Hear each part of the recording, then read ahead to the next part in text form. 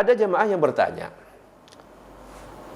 apabila kita tidur sebelum masuknya waktu sholat dan bangun setelah keluarnya waktu sholat, nah maksudnya gimana?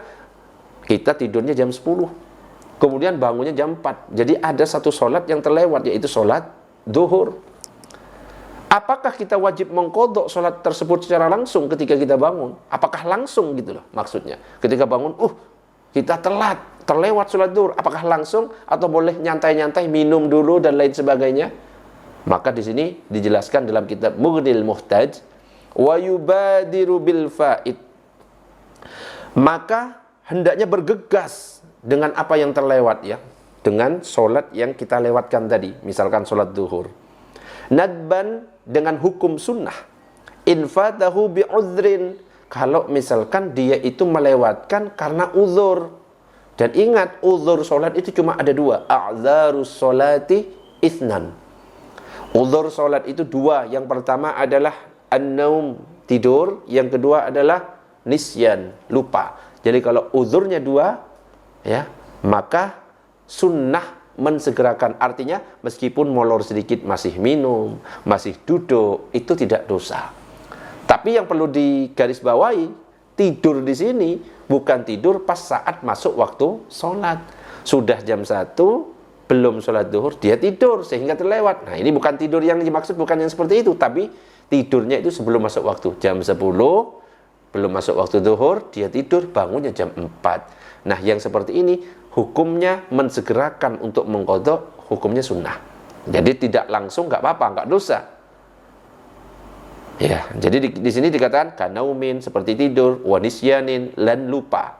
Wa wujuban. Nah, yang kedua adalah bersegera dengan hukum wajib.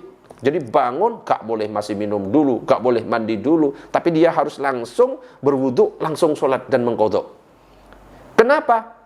Infatahu bi ghairi udrin, jika dia melewatkan sholat itu dengan tanpa uzur.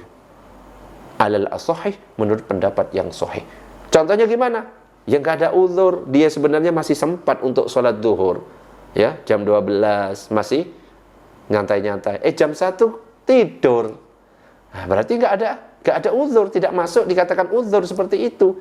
Maka ketika dia bangun jam 4, maka wajib dia langsung mengqadha. Nggak boleh masih keluar sana, masih mandi dulu, masih ngopi-ngopi, nggak boleh. Tapi ketika bangun wajib, dan yang didahulukan adalah wajib sholat duhurnya.